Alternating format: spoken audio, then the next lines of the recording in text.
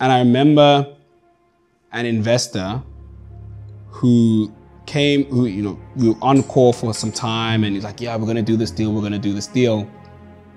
And eventually, I think 2-3 weeks later, I'm like, yo, like, where's the wire at? Haven't you like signed the safe? And he says, hey man, look, there's this COVID thing that's happening. Your business will never survive.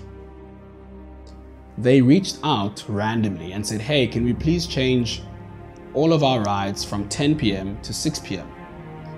Now, firstly, it's weird that they'd call us because you can just change it on the platform. And so Ops team says, sure, like we'll change everything to 6 p.m. All the rides get fulfilled.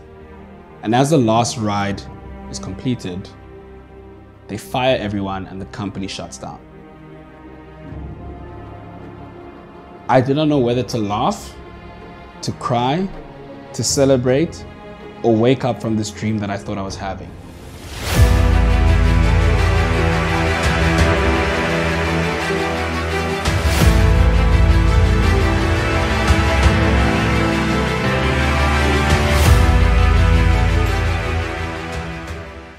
What's up everybody, my name is Benjamin Fernandez. I'm super excited today. We're here in Dakar, Senegal. All the way from South Africa is where our guest comes from. His name is Velani Mboweni, and he's the co-founder and CEO of LULA. So we're gonna jump in to look at what LULA does. They're modernizing transportation across Africa, starting with South Africa, where they enable businesses to transport their people around directly to their homes and offices, but also other places beyond that, such as the airport and things like that. Velani also holds many different titles. He was recently on the board of Johannesburg government, where he would look at the city of Johannesburg and advise them that way. He was also Forbes 30 under 30, one of the many accolades that he holds. He also values his faith, and we're going to jump into that today in the discussion and what that means for him and how he's built his business to where it is today. Velani, karibu sana in Swahili, as we say. Thank you so much for having me, Benji. I don't know how to say thank you in, how many languages do you speak? We have 11 languages in South Africa. Okay. So my language is Tsonga. Tsonga. Yeah. And so we would say Nakensa. Nakensa. Yeah. You gotta like stretch it out. Yeah, you gotta stretch it out, so Nakensa. Speaking of South Africa, that's the home of, I'm a piano. Yeah, right? yeah. It's the home of, so, what we should actually be doing is filming a behind the scenes when a South African song comes on and sees this guy like jump all the way here in Senegal. This guy is like, hey, yo, this is my people. This is my song. This is my people. Who is your favorite I'm a piano artist? Well, it has to be Kabza De Small. Kabza. Yeah, Kabza De Small is, he's the king. Yeah? He's the king. He's the king. He's the king. Wow. Yeah, he's had hit after hit after hit, and I think he's got the formula right. Obviously with Amapiano, the signature instrument is the log drum. And so I think he's the king of the keys and the log drum. Wow. So yeah, I love Kabza. That's the one who sang Asibe Happy, right? Yes, he did that one as well. Okay. One of my favorite songs of his is Flip, which is the one song that he did really well. Sure. I listen to so much Amapiano. Yeah.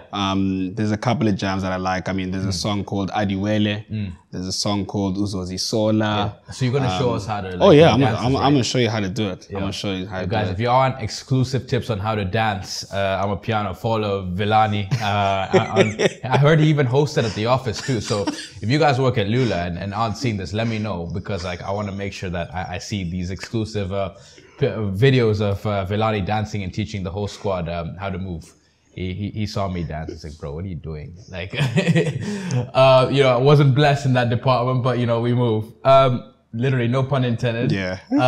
Tell me about moving with LULA.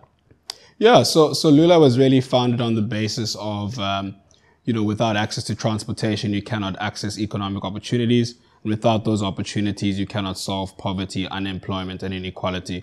Now, as you know, the continent of Africa is growing rapidly. In fact, 2025 will have more than 100 cities with more than 1 million people. But we don't have that infrastructure to move that people. And so really what we decided is, instead of trying to build massive roads and public transit infrastructure, let's just organize existing assets and make them more efficient. And that's what the platform is really seeking to do. Yeah, because you built a marketplace for transportation, right? Where you have a network of shuttles and buses, over 1,000, I'm understanding, Yeah. across 5 cities in South Africa. And you enable businesses to connect with their people and transport them around to work, from work, to other locations as well. Yeah. Now, somebody might ask who's listening on this call, wait, Velani and Benjamin, I don't get how that works. Like, what's the difference between that and Uber? Like, why wouldn't I, if I'm in South Africa, just use Uber to get around? Yeah. So first thing is our business model is primarily B2B. So we target enterprises, whether it be large corporations, medium-sized businesses, schools, NGOs, sports clubs. We really target the B2B place.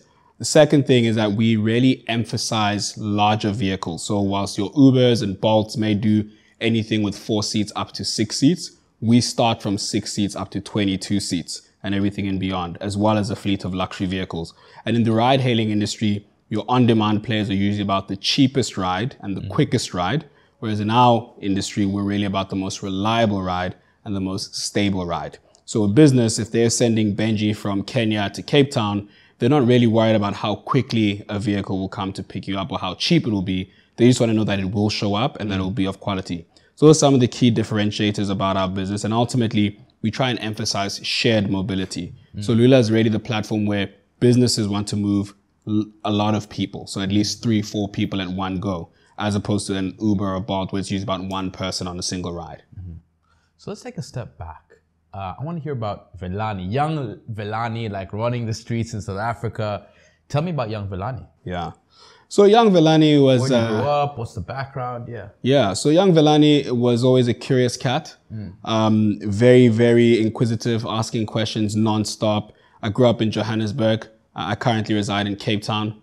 I was born to a family of 3 siblings, or myself, my brother and my sister. Really blessed to have a mom and dad who are married for over 33 years now. I had 2 sets of wonderful grandparents who really influenced me a great deal. So the key thing was education. We've always been taught to love our education and travel quite extensively. And secondly, was faith, right? So having our faith as a guiding principle to what makes us who we are. And ultimately, the 4th principle was service to others. So really, everything that I've done to this point in my life has always been based on using my knowledge that I've gathered over the years, really emphasizing the values from my faith, and thirdly, just focusing on being of service to people. And that really is what brought me to where I am right now. In fact, the story goes that I was set to become an aeronautical engineer, but my father asked me a question as I was 17, 18. He's like, what's the one thing you think of when you go to bed and when you wake up? And I asked myself, okay, sure, what could that be? And after much deliberation, the answer was, why do people suffer? And I immediately knew that I cannot study aeronautical engineering because that would be so self-serving. And then I decided that I would study a Bachelor of Commerce and major in philosophy, politics, and economics to just figure out, why do people suffer? If I get that answer, I can build things that can help people flourish and enable less suffering. So young Velani was really a curious cat, family-orientated, built around service, strong in his faith, and really committed to the betterment of people. So from there to university, to LULA, tell me about that. Yeah, so I think with LULA, the original concept began when I was in my final year of my undergrad. Okay. This is 2014 at the University of Cape Town. I was sleeping in my apartment, snoring really loud, and I woke up and my apartment overlooked Main Road in Observatory. And if you understand Main Road in Cape Town, 5 o'clock is peak traffic. And I just looked outside and something whispered in my ear that this has to be organized. I just remember that word, organized. And I thought, well, we have to figure out a way to better organize transportation to make it more accessible to people. And so started writing, doing my research. My background at that point had heavily been involved in non-profit, some logistics, but historically through payments, through some family investments we had made. And so really got writing this idea and thought, I'm young, I'm dumb, I'm foolish. Let's go figure this out and get organized.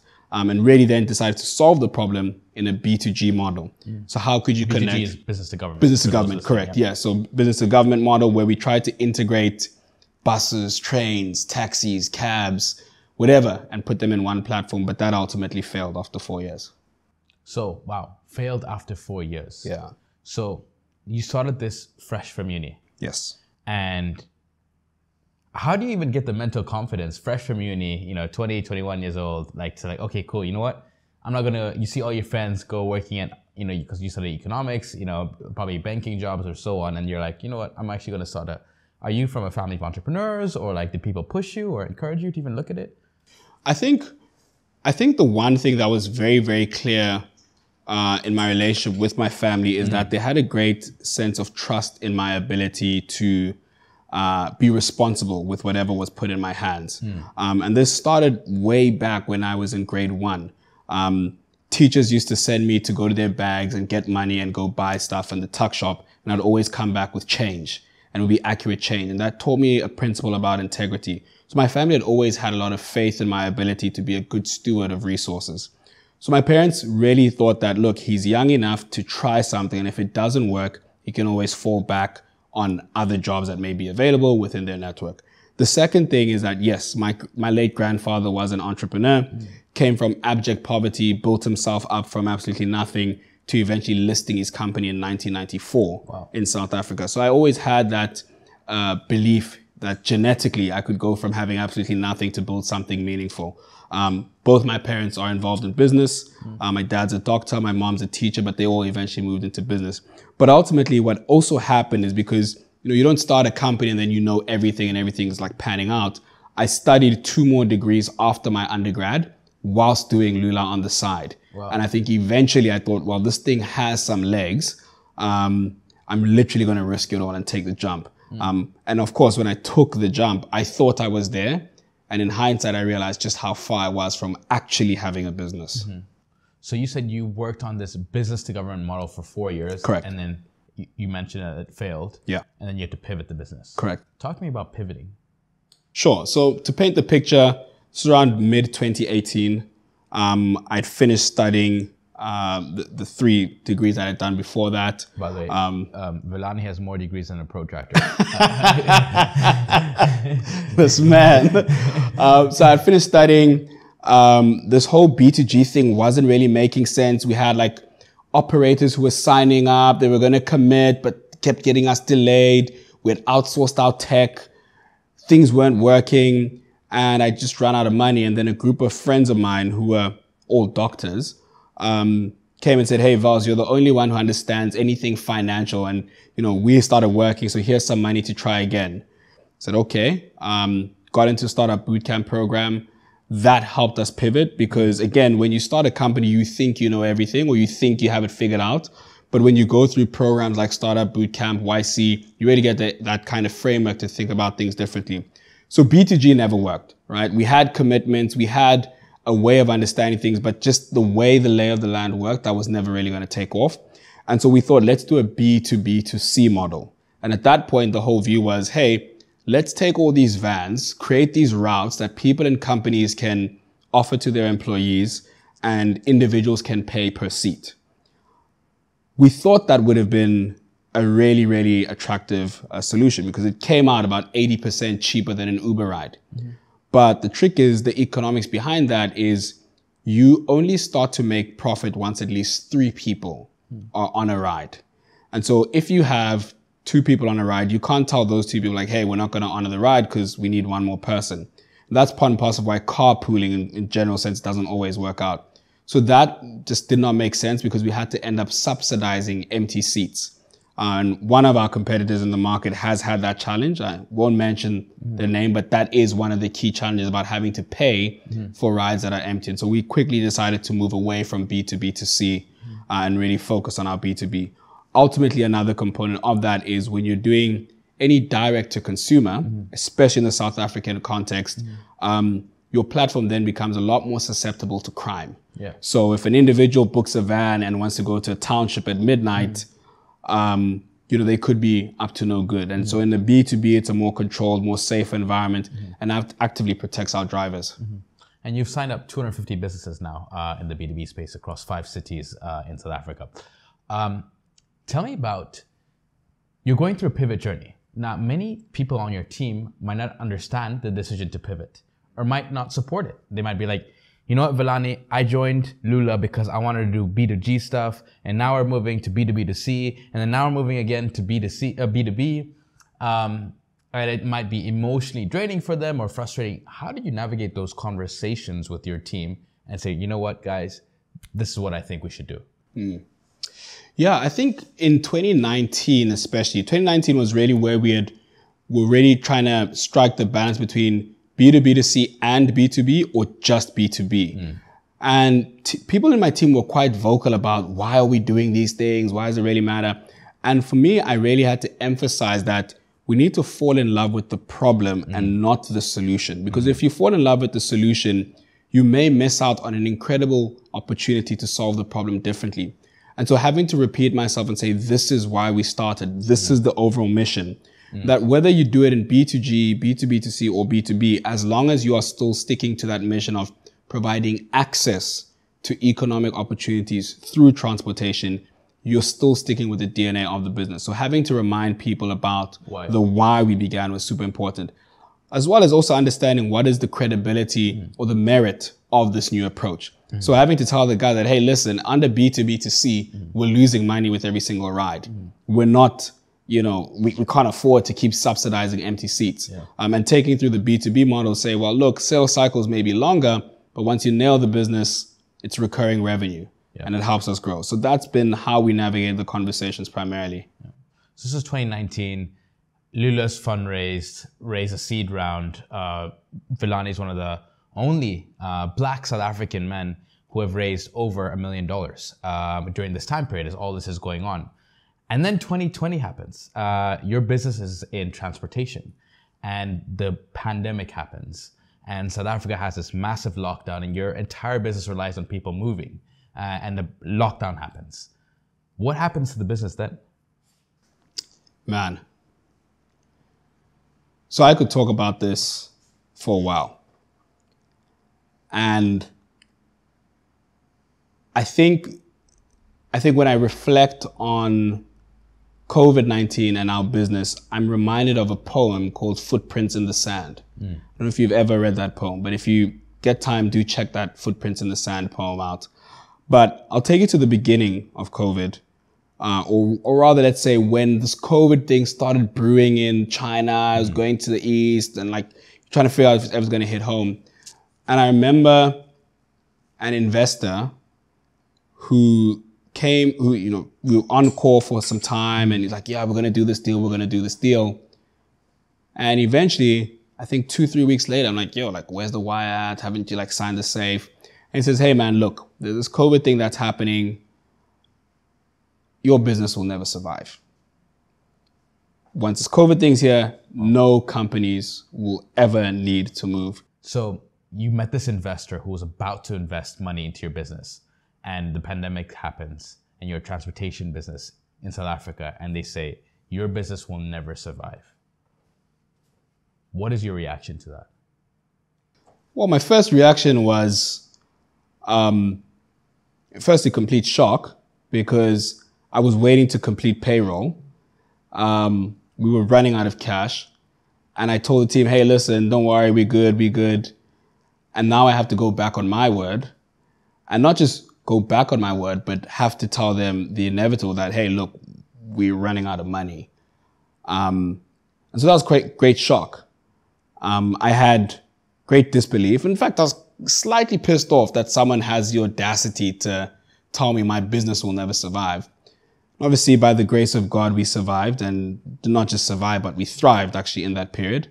And I also want to single out that whilst one prospective investor said no, one of our existing investors just happened to be walking in the office and he looked at me and he said, hey man, something's wrong. So I'm like, yeah, man. He's like, talk to me. I'm like, I'm not going to make payroll this month. And he then said to me, oh, okay, how much are you short of? So I told him the figure. He asked me for my bank details. And in his personal capacity, he wired me the money by the time he walked out the office. That was actually Janae Duplessis from Launch Africa Ventures. Wow. And I'll never forget him for that. Casually walked in and gave us a lifeline. Subsequently, I went back to Johannesburg for the lockdown, spent some time praying and fasting with my family, really making our intentions clear to the Almighty on what we want to happen. And I remember early June 2020, I got a call from Demi and Girish from Total Energies Ventures. And almost serendipitous to what the investor who pulled out said. They were like, look, this COVID thing's going on, but we believe that the world will normalize and what you're working on will truly make a difference. So we're going to invest in the round. Wow. And by God's grace, their funds flowed. I was able to, get the round closed. We had follow on from Edge Growth, from Launch Africa, a Harambeans Prosperity Fund. They all came in, and it's weird because it reminds me of a scripture in the Bible that loosely says that the stone that the builder refused became the cornerstone.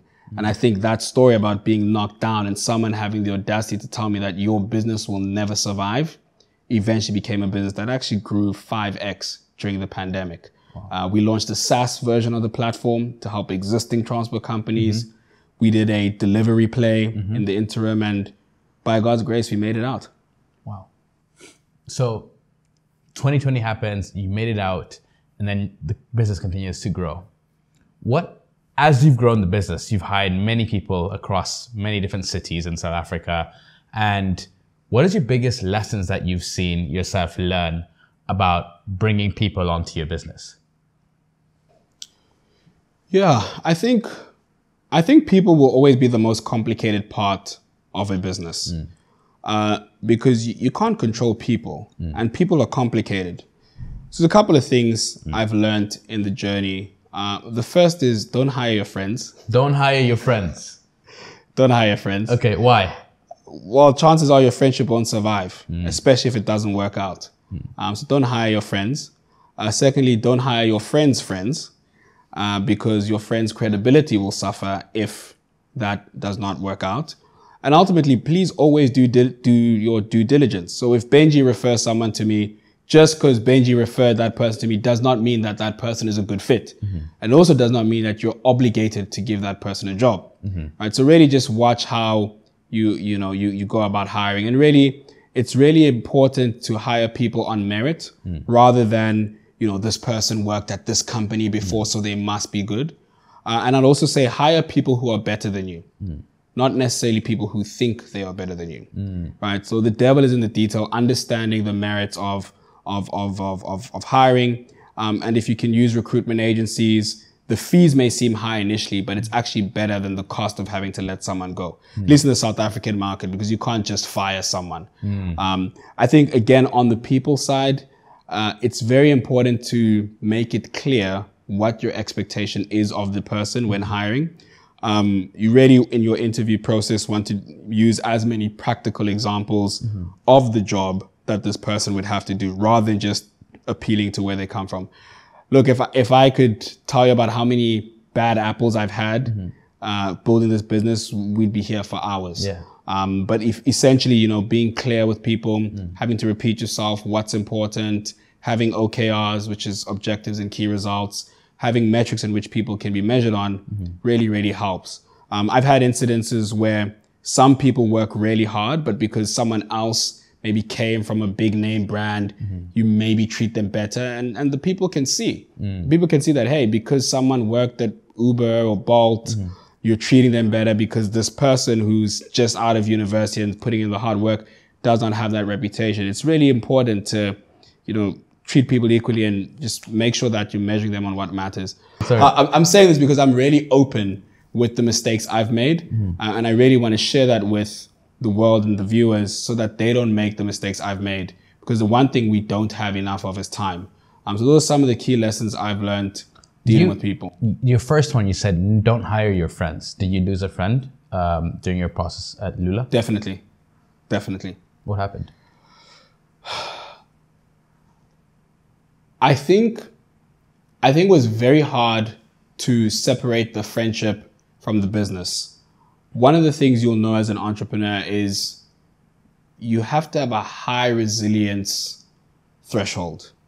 You have to be able to deal with a lot of setbacks, and you have to hold people accountable, no matter how hard the accountability is. And sometimes when you're friends with someone, it's very hard to say, hey, Benji, why didn't you submit this report? Or why didn't you get this marketing plan out on time? And you could think, oh, but we're friends, we were chilling, and so on and so forth. And it's just that ability to separate that, hey, I'm your boss in this setting and not your bestie is something that some people struggle with. And also, when we hired the said person, it was almost like, hey, my friend's looking for a job. I have no one else to really appeal to. Sure, he's good for it. And obviously, I had no experience. And I learned the hard way that, when this person wanted certain things and I could not give that, it almost seemed like I was unreasonable. It even got to a point where someone said, wait, but I'm sure, like, if you don't have the money, maybe your family has the money. Like, hang on, it's not their business in that sense.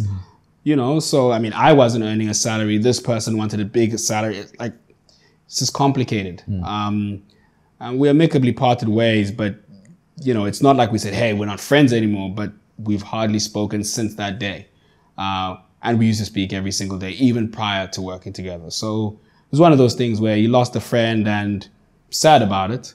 But I think in that process, it also revealed certain things about who I thought was my friend. But again, in all humility, there's always three sides to the story. My side, his or her side, and then let's call it the official side. So I say that with all humility. So you said, just to repeat, you said that the key 5 things would be: don't hire your friends, don't hire your friends' friends, always do due diligence on the people you're trying to hire and bring onto the team. Then hire people who are better than you or smarter than you in certain aspects, and then don't just go. So I think that was the one based on merit, right? And I forgot the 5th one. You have to have like OKRs, be able to measure people's performance. So what's not measured can't be improved, and so really make sure that expectations are set very clearly from the beginning. Correct. Right. So let's move on to your personal life. So building is hard. So many complications with building, but you're also human at the end of the day, right? What keeps you grounded? I think it's really important to understand that to be able to build a business, there is a certain degree of luck, not just the opportunity identified, but the ability to mobilize resources and to have the courage to pursue this opportunity. Knowing that not everyone can do that, and that I'm fortunate enough to have found myself in a situation where I'm able, helps me understand that this is more of a privilege and an honor rather than a divine right. So that's what keeps me grounded on part 1. Part 2 is, again, as I said, my personal mantra has always been serve people and solve problems. I'm very open about the fact that I do not have all the resources and I do not have all the skills required to build this business and the one that I'll do afterwards. And so everyone who works with me, everyone who's invested in me, I really believe that I owe them a debt of gratitude. And so that keeps me grounded in the sense that I'm not here by some divine order or by entitlement. It's because of, the faith that people have put in me, put in the business, and put in the people, as well as the opportunity that we have in this market to serve. And that's what keeps me grounded. I think I've also seen a lot of failure, a lot of setbacks, that even when I see victories, I don't let that get to my head. Earlier when we were chatting, you told me about one day in your life when you were building this business that was one of the craziest days of your life. Recently, what happened? Wow, Benji, you're taking me back to a time that I think I really questioned if everything I was going through is actually real. In fact, so 24th of May, 2022. Last year. Literally 1 year ago this week. Literally a year and 3 days ago. And we're in the middle of our pre-series A round. And an investor had committed, got IC approval, signed the documents. And they'd done all of that by end of March. And we kept wondering, like, hey, when's the wire gonna come in? And so for April, I managed to get some money from some friends, cover payroll. And May, Payroll. So in South Africa, May payroll is the 25th for most of us. Payroll was coming about, and I had to get about R1 million, which is about, at the time, $70,000. I was calling friends. Hey man, can you please borrow me 10K, 5K, 20K? Maxing out credit cards because I had no idea when this investor would wire the money. And so I'm sweating buckets because I don't want to tell my team that, hey, listen, our number is up.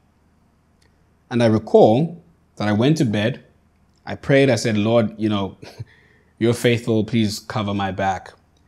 I remember waking up the morning of the 25th, prepared to tell the team, like, look, we may have to delay this. And of course, you can't call the investor and say, hey, where's the money at? Because we're out of cash, because that might just scare them and say, hey, look, we're out.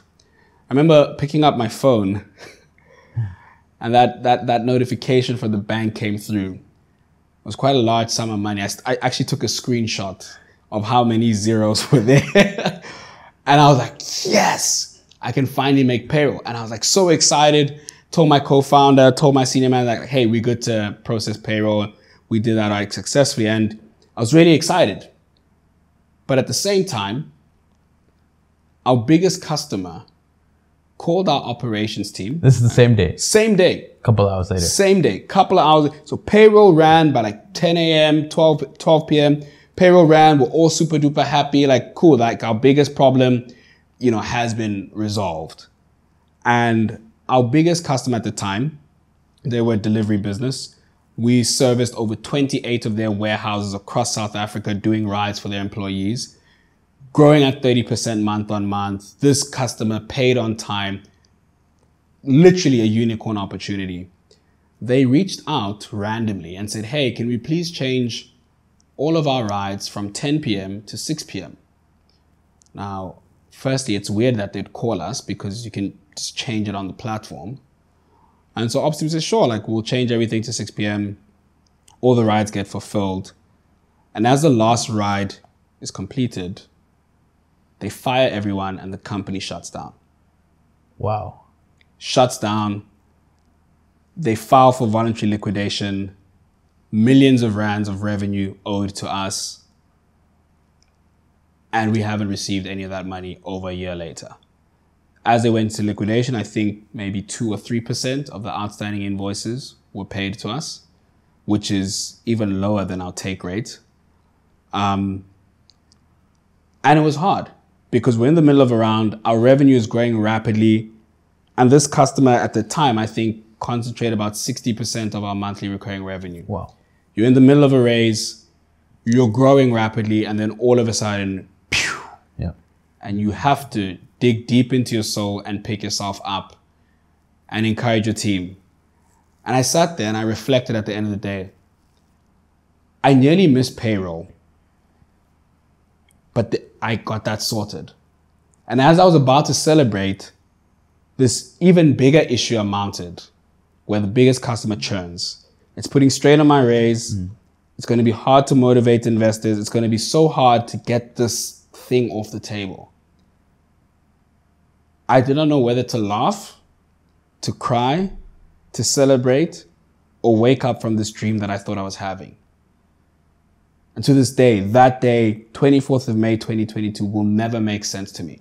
Because you have all the things. Extremes of like, yes, cash hit the bank, let's roll, to money off the table from one of your biggest customers. And if it happened on 2 or 3 separate days, it would have probably made sense. But it's so hard to reconcile that. 24th of May, 2022. How have you guys progressed since?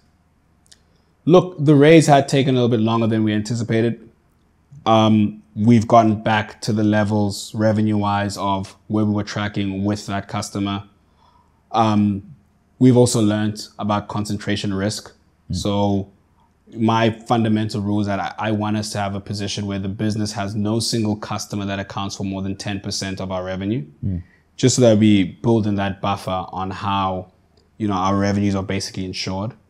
But the team has pushed. We really have pushed. As a result, we had doubled down on some of our other product offerings. So instead of just focusing on home to work rides, we launched our charter service and our full day and half day hire service.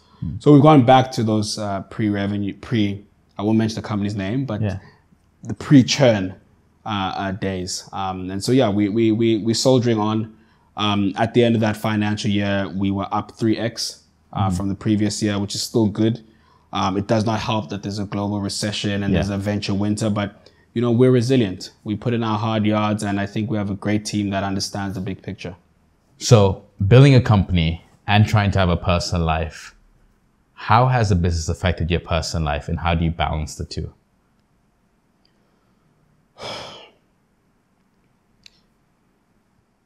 That's a hectic question. As a young entrepreneur, I kind of tied my identity to LULA. So regardless of whatever I had achieved in high school, university, what I studied, my identity was really stuck with LULA for a long time. And as a result, whenever the business failed, I felt like I failed. Whenever a ride did not go according to plan, I felt like I didn't go according to plan. Whenever our revenues weren't at the level I thought they should be at, I felt insecure.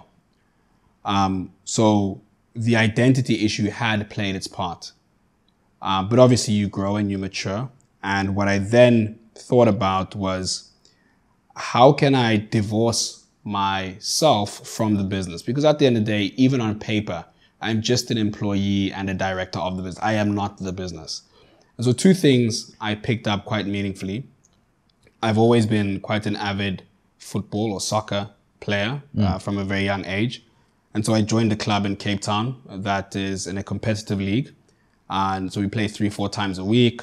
And really that helped me think of adding value in a different capacity and not just using my mind and my, let's call it charm and negotiation skills, but using my physical body to achieve the literal and figurative goal. So really having my identity beyond the business really helped. So, you know, maybe on one day your customers are churning, but you made it to the quarterfinal of the Knockout Cup with your soccer club. Another aspect is I had, and again, personal information, I suffered from a thing called obstructive sleep apnea. And I had 3 surgeries already done, yeah. So quite some severe surgeries. And in the process, I asked myself, you know, God, if I have another chance to live this life, what would I do differently? And I thought about the one thing that I found too difficult to do as a child, that was play piano. And so I picked up piano about 2 years ago, and I've really found a labor of love in music, playing piano, music production, as well as sports, that's helped me build an identity outside of LULA. And of course, having positions like sitting on the board for City of Johannesburg and at the CSIR as well has helped me realize that even if all doesn't go well at LULA, there is still life for Velani Mboweni outside of this. And that's helped me keep a sober mind. Doesn't stop me from panicking, admittedly, but it still keeps me aware that life is not always about LULA. You've talked to me a lot about your faith. Seems like your faith's really important to you. Tell me more about that. Yeah, so I'm Christian, Pentecostal, evangelical, however you want to refer to us as. And I think I've had the real privilege of seeing God's faithfulness in my life. I've seen many miracles performed. My mother was in ICU for COVID on a ventilator. She had seen many of the people in the ward next to her, have conversations with them. A few minutes later, they passed away. They get wheeled out, and my mother was supposed to die. By the grace of God, she was healed immediately. She's still alive today. My late grandfather had a stroke, a severe stroke. He recovered miraculously. I had a case where my MCL had torn, which is a 9-month injury. I was prayed over, healed instantly. And I've always believed that where God guides, He provides. And even just looking at LULA as a company, there's no way that in my personal capacity, I could have built something like this on my own. The amount of faith that has been required to get to this point, the investments we've achieved against all odds. In fact, most of our rounds we've raised in terrible economic times, COVID-19, recessions, etc. Like it's only but for the grace of God. My family, again, parents are married, grandparents were married, both sets for over 60 years. They really showed me about the importance of trusting in God. And I know, of course, it's not always an easy thing to talk about in the secular world. You know, speaking about specific faiths in communities that may not subscribe to your faith may either isolate you or actually welcome you. But I still believe that my faith is critical to who I am. I think I do my best and God does the rest. How do you balance faith out in a world of tech where, you know, like I'm Christian as well, I'm Pentecostal as well, and balancing that with like building your company and like the values you guys set as an organization? Look, I think the one thing that faith has helped me do is be principled. Because whether someone is of one faith that's different to yours, being a principled person is something that stands across all faiths. And I think the beauty about the life we live, everyone knows the difference between right and wrong.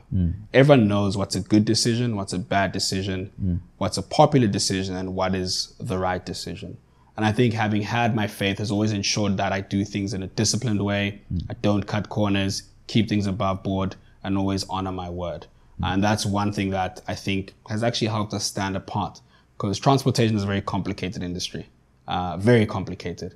And so we do our best to stand by our principles and execute with distinction.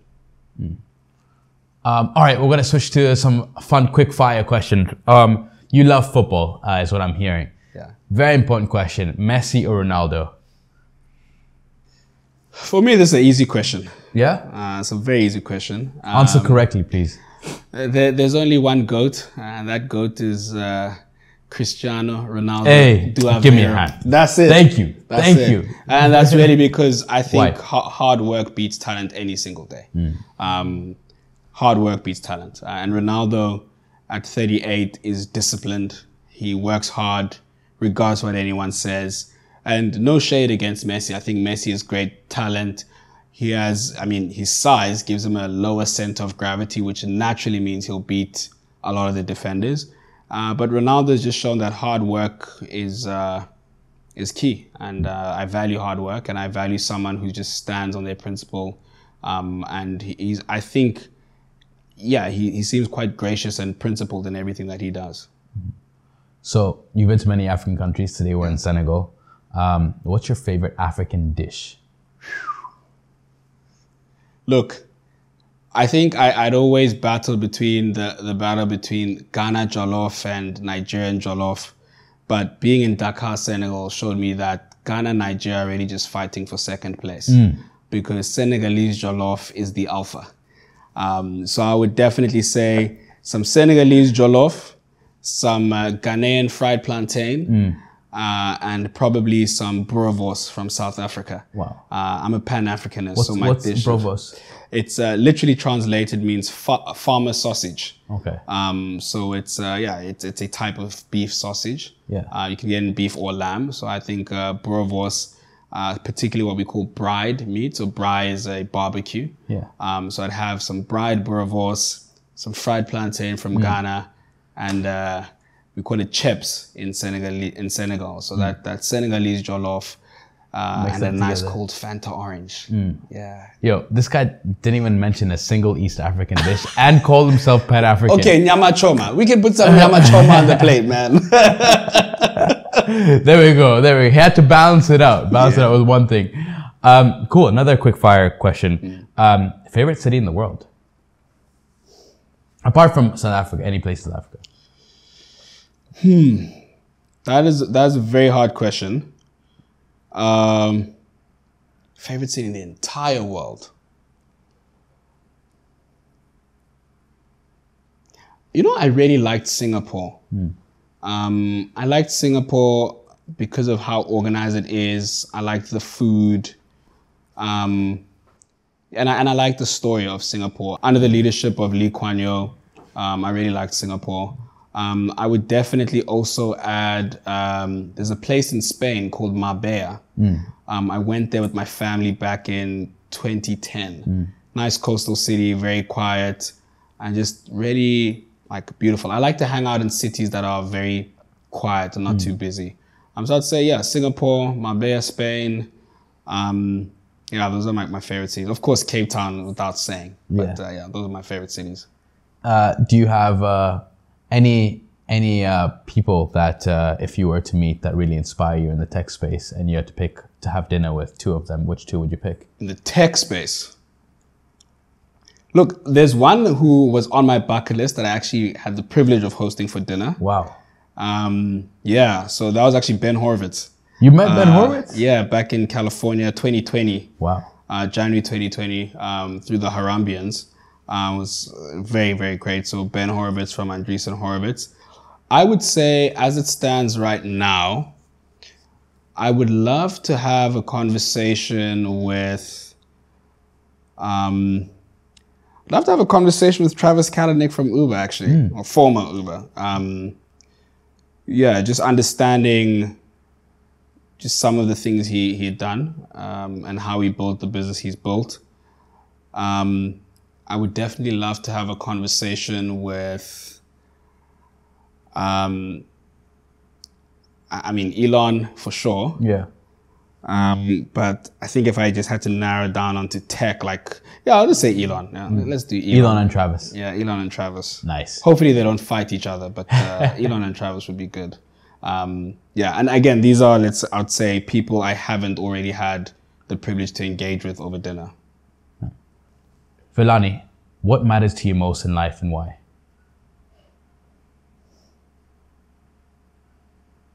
Yeah.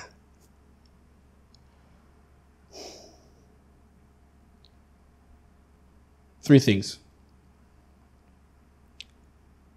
Faith, family, and happiness. And my happiness would originate from the thing I hate the most. I hate poverty. I hate crippling poverty. And I would really love to see a world where ordinary people can fundamentally live better or have a better quality of life. And that's what matters to me. So if I have my faith in order, my family as well, I can truly be happy seeing ordinary people live better lives. That's what matters to me most. Wow. Ladies and gentlemen, you heard it here first. Velani Mboweni, the co-founder and CEO of LULA, all the way from South Africa. Velani, I'm really inspired by your journey and what you've built. And I'm excited for where this is going to go and everything that you're going to do in your career and your lifetime. So thank you so much for being on the show today. And thank you for building the continent through technology. Anytime. God bless. Cheers. Take care. And ladies and gentlemen, that's a wrap. Stay tuned for more Build Our Africa speaker series coming up. Don't forget to, I'm supposed to say this, but I'm really lame at saying it, like and subscribe to the channel, blah, blah, blah. You all know the drill. You watch enough YouTube videos. Anyway, thank you so much for tuning in and we'll see you in the next episode. Cheers.